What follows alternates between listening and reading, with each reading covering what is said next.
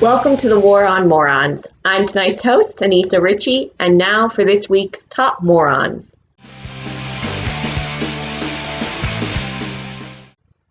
Have you ever felt really hungry, like starving, so famished that you would literally kill another human being for a mediocre fast food sandwich?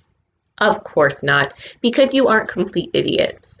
Luckily for the sake of our show, plenty of people are. And apparently, a whole lot of them are addicted to Popeye's fried chicken. Let's start our tour of the chain's latest headlines in Oxon Hill, Maryland, where a 28-year-old man named Kevin Davis couldn't be bothered to wait in line behind 36 other customers during a busy Monday night dinner rush.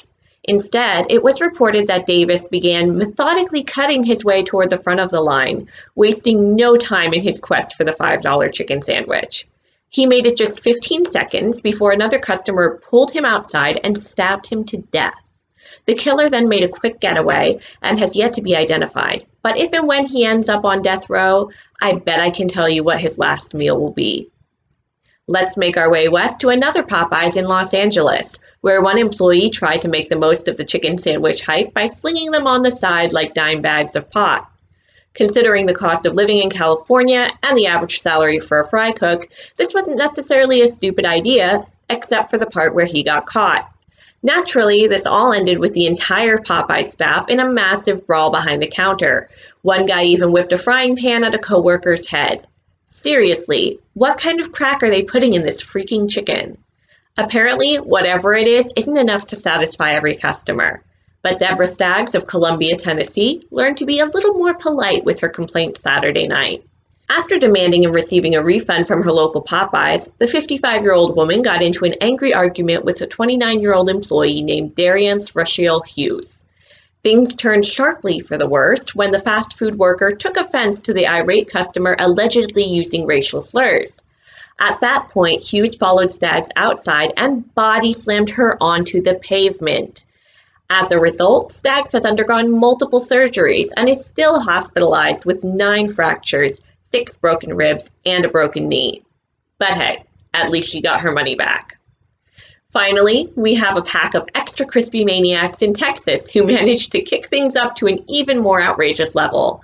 According to Houston police, officers were called to a local Popeyes when 6 armed men pulled a handgun on the staff after being told the sandwiches were sold out for the evening. Really? Why doesn't this stuff ever happen at Chick-fil-A? In a world where you can't even get a bite to eat without witnessing stabbings, beatings, and hostage situations, one millennial is making a stand to protect his generation's mental health from violent trauma. No, he doesn't want you to turn off the TV news or shut off your social media feed. He just wants World War II erased from the history books. How reasonable. Reality TV star and Instagram influencer Freddie Bentley, 22, caused a pre-Veterans Day uproar when he told Good Morning Britain that he thinks schools should refrain from teaching about the war because all that blood and death might be too much for modern students' fragile psyches to bear.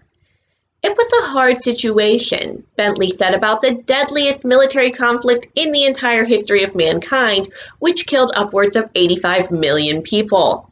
He continued, "Oh my God, it's so intense." I don't know, rather than burying our history, maybe we could find some common ground and make it more accessible to today's generation. Somebody call up George Lucas and have him edit some Fortnite dances into the footage from the Normandy invasion. Let the kids know that Adolf Hitler was a bisexual vegan environmentalist. And don't forget to tell them that the atomic blasts at Hiroshima and Nagasaki were #lit. While we're on the subject of bombs, an Iowa family's gender reveal party ended in tragedy last month when they inadvertently set off a pipe bomb in their living room. In an idiotic bid for social media attention, half a dozen rural family members gathered together around a shoddily constructed rig made of mostly metal tubing and gunpowder. The resultant blast killed the family's grandmother, who was standing 45 feet away from the explosive when metal projectiles flew over 150 yards from the source. The other relatives, including the expectant mother, were reportedly unharmed, so surely the child has a bright future ahead of it. Really, people? A pipe bomb? I mean, gender reveal parties are cool and all, But you shouldn't need a copy of the Anarchist Cookbook to announce whether or not your child has a Y chromosome. At least our next story didn't make it that far. A New Jersey woman named Tasia Russell finds herself in serious heat after turning a late-night booty call into a litany of felony charges, including aggravated arson and attempted homicide. Everything began with a series of hot and heavy text messages between Russell and her would-be beau, the aptly named Curtis Stokes, who invited the 29-year-old woman over to his house at around 4 a.m. Unfortunately for Stokes, he ignited more than just passion when he fell asleep before Russell arrived. After the sleeping Romeo failed to respond to a series of increasingly angry texts, Russell reached the end of her wick, firing off one final message stating, "I swear to God, I hope you die." She went to a nearby gas station and picked up lighter fluid, matches, and a cigarette lighter. Shortly afterwards, Stokes' one-story home was destroyed by arson. He escaped from a window unharmed. That's what happens when you date a real hothead. Are you bugging out over the impending destruction of our planet due to global warming? Fret not, as climate scientists, the United Nations Food and Agriculture Organization, and malnourished villagers dwelling in mud huts all over the Third World agree. The key to saving the Earth was crawling under our feet this whole time. All we have to do is replace the meat in our diet with insects. That's right. Fear Factor reruns are going to be really confusing if we make it to the year 2033, because there is a growing movement to convince Americans and Europeans to adopt crickets, caterpillars, mealworms, and other assorted creepy crawlies as a source of protein. Sure, grubs and grasshoppers may not be as tasty as beef and bacon, but climate change activists claim their reduced carbon footprint makes bugs far more palatable than meat. One eco-friendly restaurant in the UK rode this trend into the headlines last week. Horizon, an insect farm in London, has a menu chock full of supposedly edible insects, highlighted by its now famous hamburger cooked from live worms. And while the eatery's owner admits her food isn't for the faint of stomach, she touts the fact that the bugs on the menu require a tenth of the land used to raise cattle. Joining us now to give his thoughts on all this is Delroy Brown, who owns One Love Caribbean restaurant in Riviera Beach, Florida. Good evening, Mr. Brown. How are things with you? Please, baby girl. Just call me Delroy. We're friends. Okay, Delroy. Yes. What are your thoughts on the new culinary trend? Oh, the new culinary trend is at One Love Caribbean Restaurant. You come on down Blue Heron Avenue in Riviera Beach, Florida, 5500. Come on down tonight. We got the island music. We got the lovely cuisine. You'll have a great time. All right, now that you've gotten your plug-in, let's talk about our news item. I understand you have some thoughts. Oh yes, very many thoughts. I want you to come down, you try our curry goat. I want you to come down, try our oxtail soup. I want you to come down, try our Jamaican beef patties. Curry chicken too. Lovely night. All right. Sounds like you've got a lot of meat on the menu, Delroy. Does that mean you're opposed to the entomophagy movement? Endo?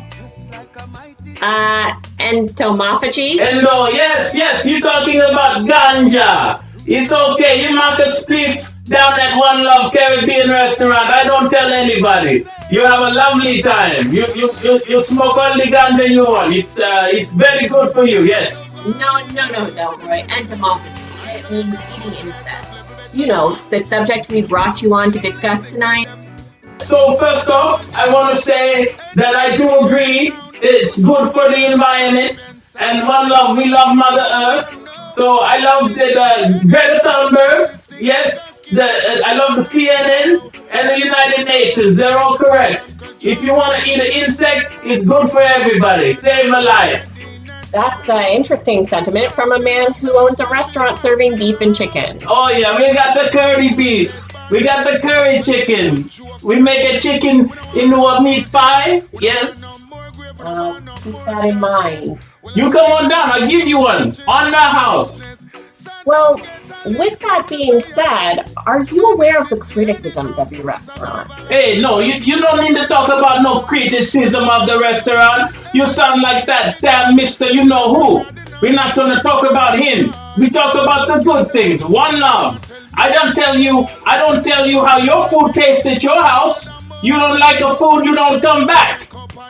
Well, first, let's talk about the case with David. No, we're not talking about no David Green. You mentioned David Green, I tell you what I think about that man. That man need me to knock him up on his head. Talking about my restaurant. Let's stop dancing around the issue here. Never stop dancing. Last week, your restaurant was sued by a David Green of West Palm Beach. Mr. Green claims he found cockroaches in his soup. Himalaya. That man a lion. I never fed that man no cockroach. I never fed nobody no cockroach. If you come down to my restaurant, I tell you what, I feed you a cockroach without the roach. I do the same thing, Mr. Green. Knock him upside the head with the oops, foul surprise. Show him for what happened with the lies. Tell you guys serve a cockroach. I ain't serve no cockroach. There was a picture of it. Okay, there's a picture, but there wasn't no cockroach. It was a palmetto bug. Big difference. That's disgusting. Hey, it's okay. You know, if you look on the menu in my restaurant, it'll tell you. He had what him have? Him have a beef pie. You know you could have killed him, right? Shut up! I'm trying to save his life. I'm trying to save the man's life. I'm trying to save Mother Earth. You know what I'm telling you? You will look at my menu in my restaurant. It'll say stewed chicken. It'll tell you I put some chicken. It'll tell you I put some curry. It'll tell you I put some peas, etc. You know what etc. means? Well, maybe things are different where you come from, Delroy, but etc. mean a little bit of this, little bit of that. Maybe in the back I find the gecko. Maybe in the back I find the rat. You listen to Greta Thunberg, it should tell you that I saving Mother Earth. I helping the environment. How that man gonna sue me? How the health inspector trying to shut I down for trying to save the earth? Trying to save you? Trying to save your family? I'm trying to save your children. You want there to be an earth? look, You answered my question. You want there to be an earth? Yes or no? of course. Okay, so when you complain, you come down to One Love Caribbean restaurant. You maybe eat a little bit of a rat. Maybe eat a little bit of a alley cat. You know how big an ox is? The man think I need to put an oxtail in the oxtail soup. You know how big an ox is? An ox about as big as my car. And then you want a little itty bitty tail from something about as big as my car? That's wasteful. That's wasteful, man. I'm trying to save Mother Earth. Be that as it may, in America, when you order chicken stew, you expect to be eating chicken. Yeah, you eat a little bit of chicken, etc. I tell you already. Now let me tell you something about America, okay? You ready? You want to know something about America? I have a feeling you're going to tell me anyway. Okay, I tell you something about America. I've been living in America for half my life. I've been living in America 20 years. I'm American citizen. You can't take that from me. I'm American citizen. I take a citizenship test. You know what? I learned about the Constitution of the United States. I know all about the American laws. Nowhere in the law does it say a restaurant, when they serve a beef, that the beef gotta be made from a cow. There are multiple laws that say that. Shut up. Maybe I make it from a lizard beef. Maybe I make it from a palmetto bug beef. Maybe I make it from a worm beef. All in the name of one love, Mother Earth. Good for your heart, good for your soul, good for your planet Earth. That's my restaurant, One Love. You are literally being sued right now, and I have to be frank. I tell you already, you talk about that man again, I come down to your house, I pop you on the head. Where your studio? You in Florida? Yes. I come on down, I pop you on the head, okay? That's enough. Hey, what's that down in the corner? That your cat? You got a picture of your cat? That's a cat. Yeah, I'm gonna take your cat, I'm gonna put it in a stew. Okay. I'm gonna tell everybody it's a chicken. We're gonna have a curry cat tonight, yes! One Love Caribbean restaurant, come on down, Blue Heron Boulevard. We see you tonight, yes? Absolutely not. We'll see you next week. We'll see you tonight.